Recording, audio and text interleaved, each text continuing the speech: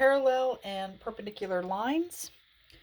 The example that I'm going to do here, I have a line, 3x minus 2y plus 6 equals 0, and a point that is not on the line. If you plug in -1 for x and 2 for y, you'll see that you'll get a false statement, and so you know that this point does not actually lie on that line.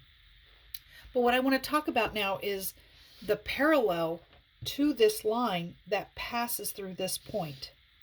So when you're talking about parallel and also perpendicular lines, you're looking at slope, because that's how we know two lines are perpendicular or two lines are parallel.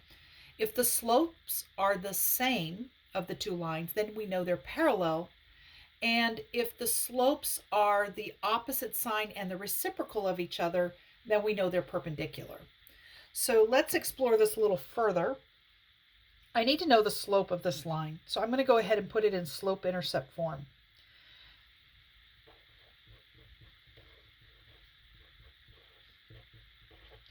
Remember, when I want to put it in slope-intercept form, I need to isolate the y. So I'm going to subtract 3x from both sides.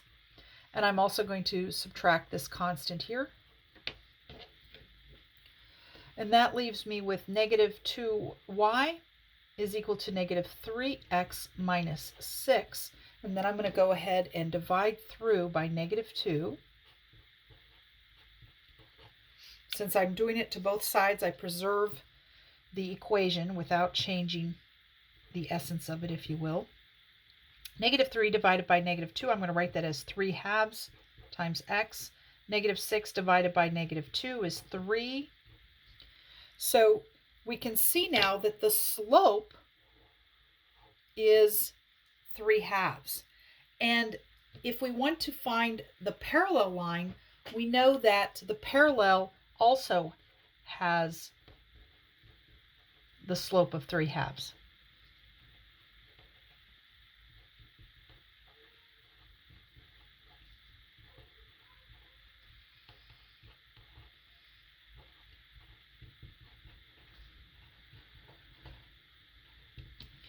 All right, but we're looking for the parallel line that passes through this point.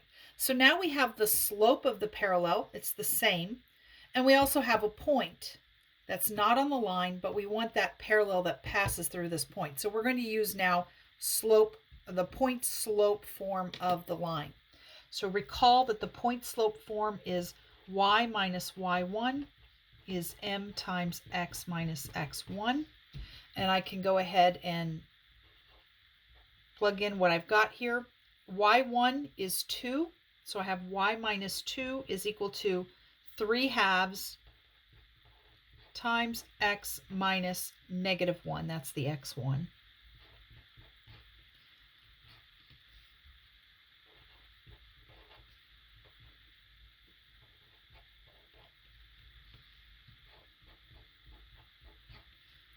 And I'm just simplifying here.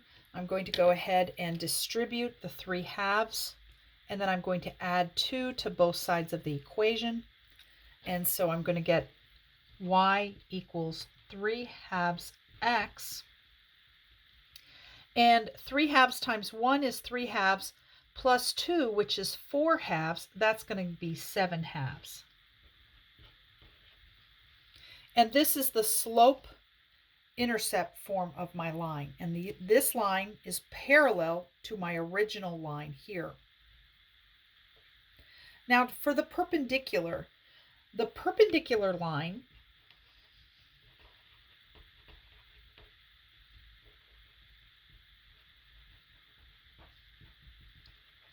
has slope that's the opposite sign and the reciprocal of my original. So remember, this is my original line. I found the slope to be 3/2. If I take the reciprocal of that, it's 2/3, and then take the opposite sign, it would be -2/3. So the perpendicular line has slope -2/3. And you'll note that whenever you take two perpendicular lines, if you multiply their slopes together, you're going to get -1. Because -2/3 times 3/2 is -1. So you can verify that. So again, I want to use this point slope form because I have a point and I have a slope to find the equation of the perpendicular. So we have y minus y1 is equal to negative 2/3. I'm taking the perpendicular slope now, times x minus negative 1, and plugging in the correct information for the point here. I forgot the y1 here, so let me go ahead and do that. That's 2. I want to go ahead and distribute the negative 2/3, and I also want to add 2 to both sides of the equation, just as I did here. And I'm going to get y is equal to negative 2/3 x. Now, we're taking negative 2/3, multiplying it by 1. All right, that's going to be negative 2/3. But then I'm going to add 6/3 to that. So that's going to be 4/3, and that's the y-intercept of my perpendicular line. So by finding the correct slope, first I have to find the slope of the original, and then for the parallel, I take the same slope. For the perpendicular, I take the opposite sign, and then I take the reciprocal, and then I use the point that's not on my original line to find the parallel and perpendicular passing through that point.